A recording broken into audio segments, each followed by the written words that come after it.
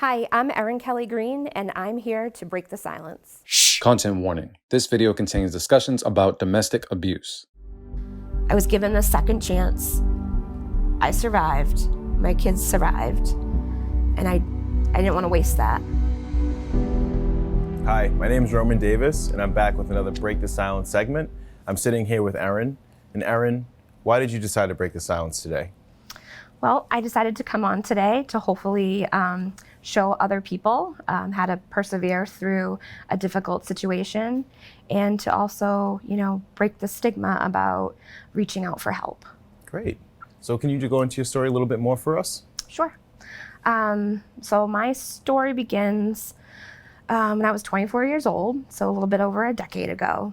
I was diagnosed with multiple sclerosis. That was in my first semester of grad school, and that really changed the entire trajectory of my life. When you were diagnosed, what was that like?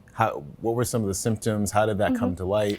So the initial symptoms that brought me to go to the hospital and get examined, my right side of my face was completely numb.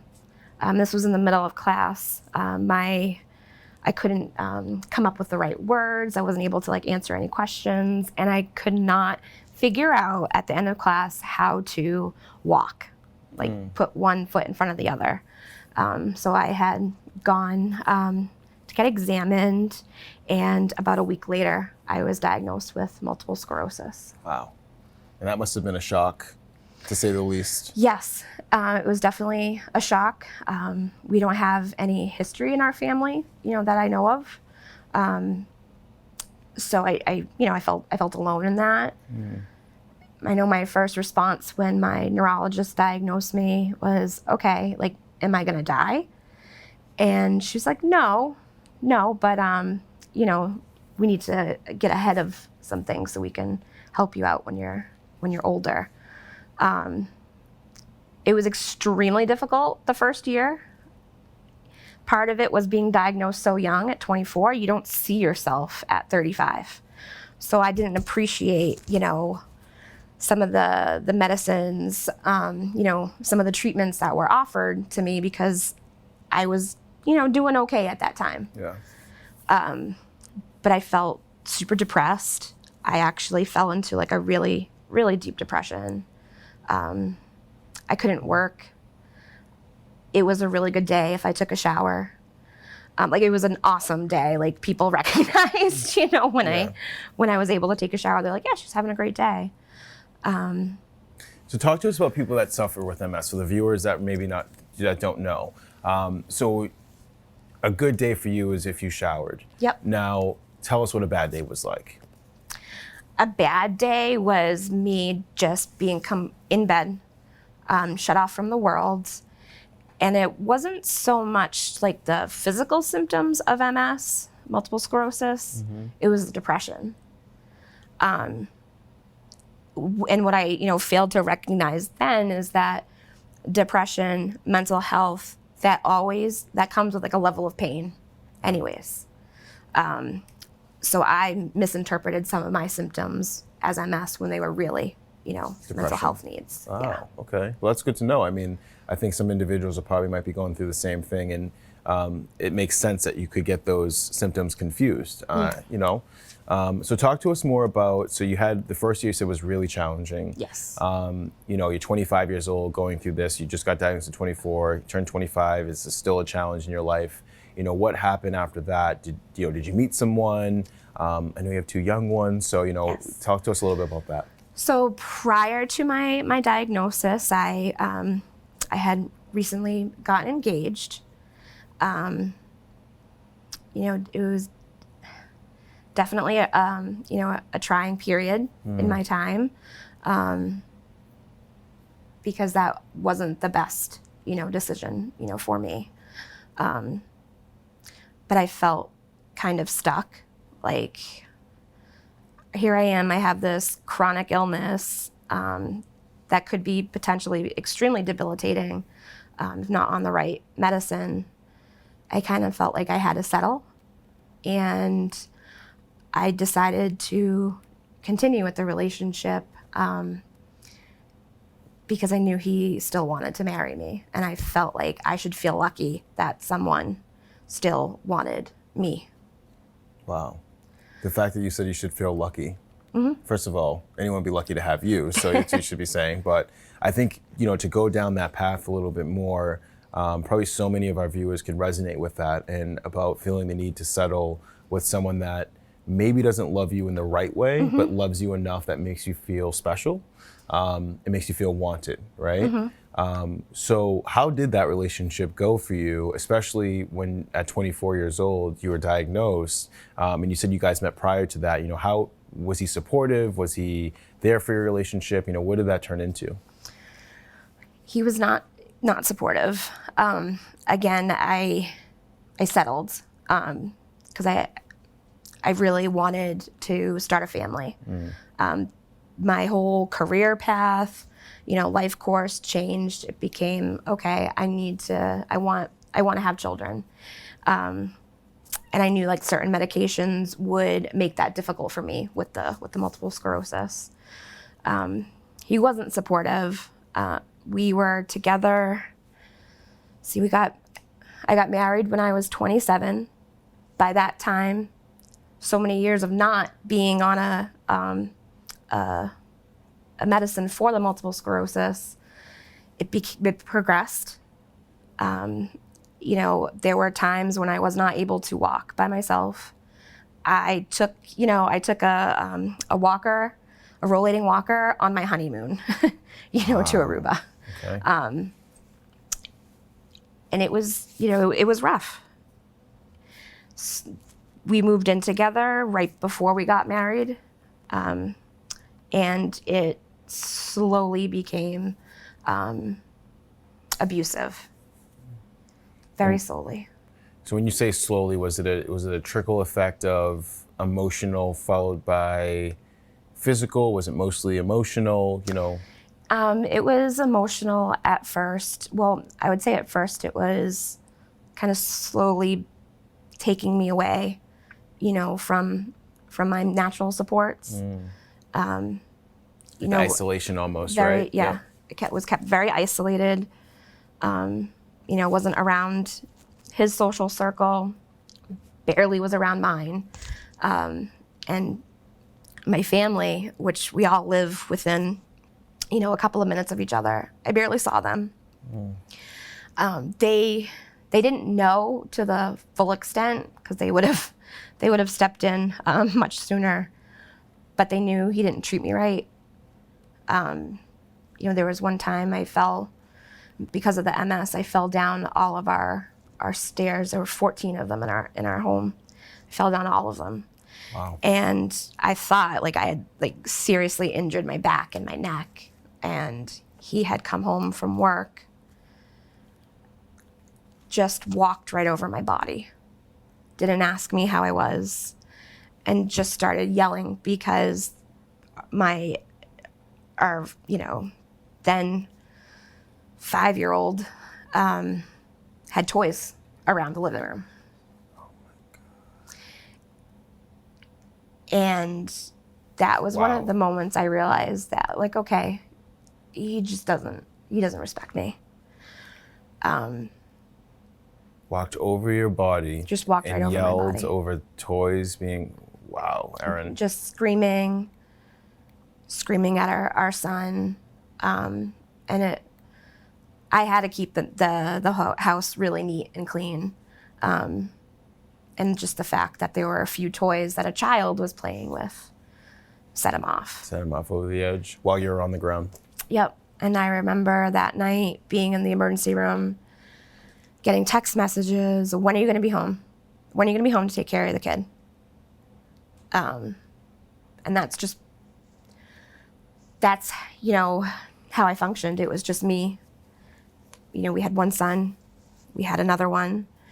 With each child born, me changing, to a different job, things escalated.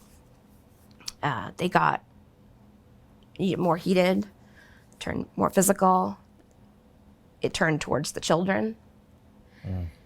And like, I just knew from being in the fields, you know, for so long, like, first of all, I felt so much shame because I worked with professionals that supported families, you know, that had gone through domestic violence.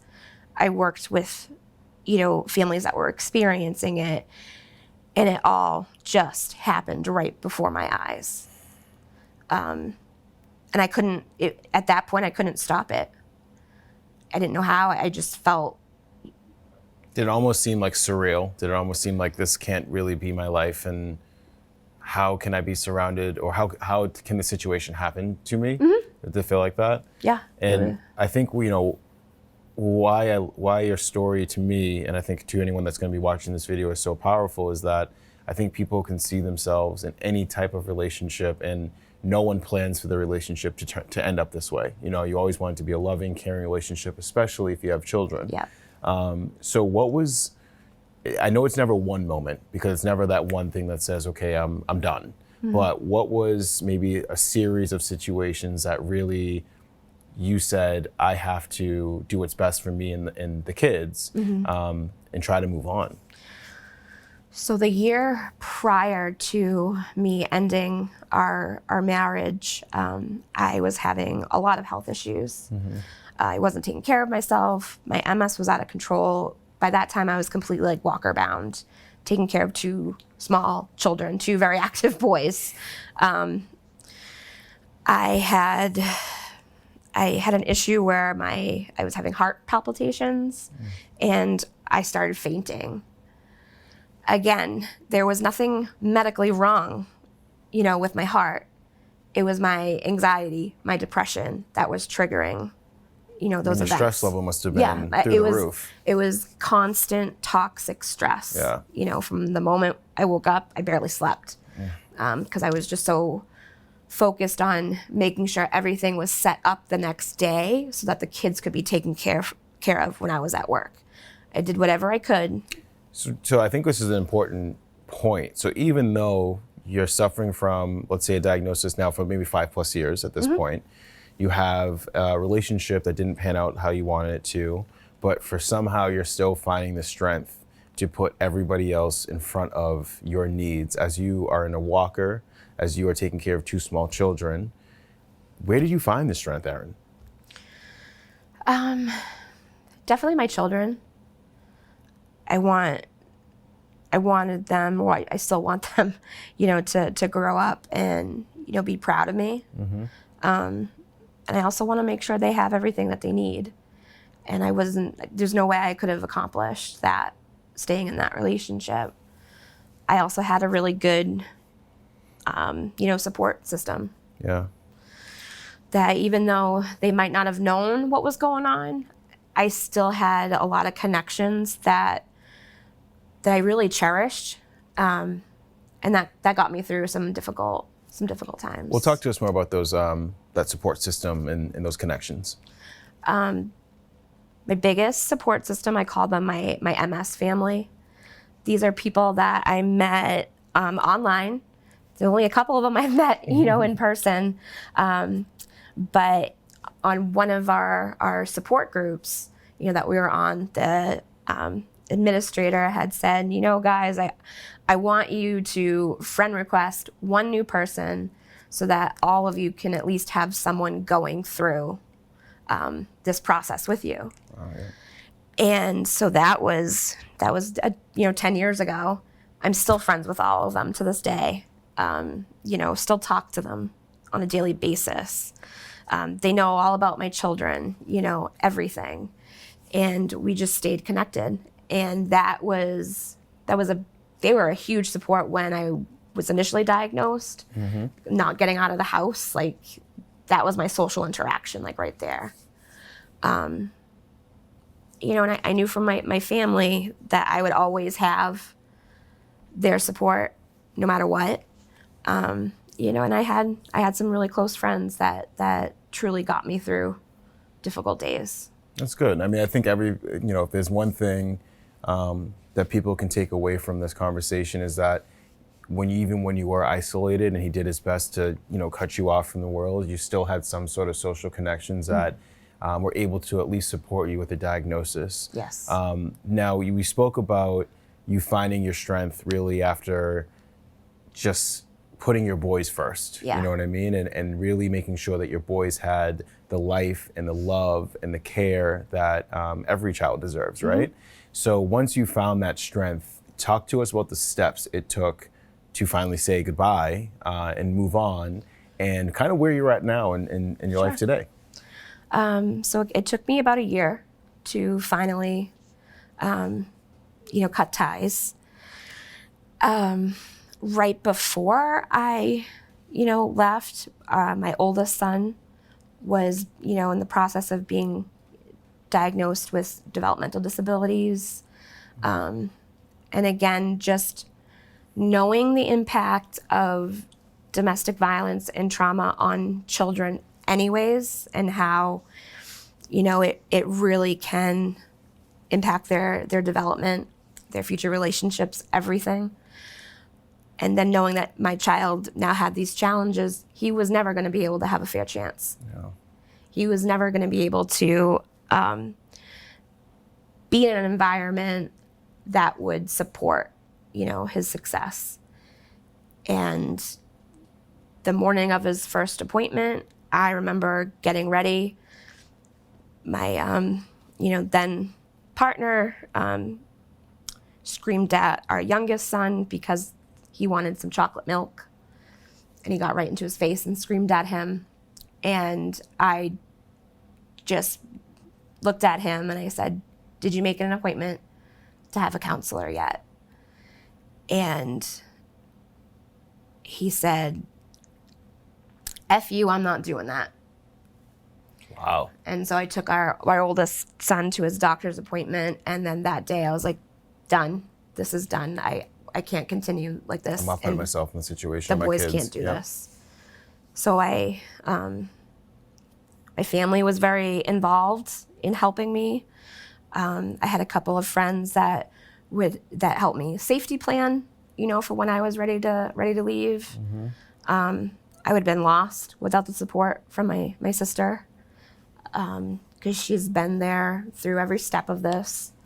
And then I just felt like I was given a second chance. I survived. My kids survived. And I didn't want to waste that. And I really feel like I wanted people to learn, from what I went through, especially, breaking the silence about stigma for, receiving mental health services, domestic violence, even saying it. I couldn't say it for a long time when I was, in that relationship, one, because I couldn't identify it. And then there was so much shame. Do you still feel that stigma is there, like today, if you talk about it, or just in the world in general? I believe it's in the world in general, starting to change. But at this point, like where I am right now, I don't care about the stigma. That's powerful. Because if I can at least tell some of my story, and if it helps one person, that's enough for me. Absolutely. Well, my last question for you, but I think you just kind of answered it, was going to say to you, what would you really like us to get out of your story today, the viewer? I want people to know that it's okay to get help. There's nothing that they should be ashamed of. I am so thankful for my current, supports. Working through trauma is messy. There are a lot of, rough days, but it's worth it. You are worth it. And if you need help, please get it. Wow. Well, I want to say thank you today for sharing your story. Thank you for volunteering your time to, sit down and talk to us today. And I really appreciate you breaking the silence. Thank you, Erin. Thank you very much. You're welcome. Thank you.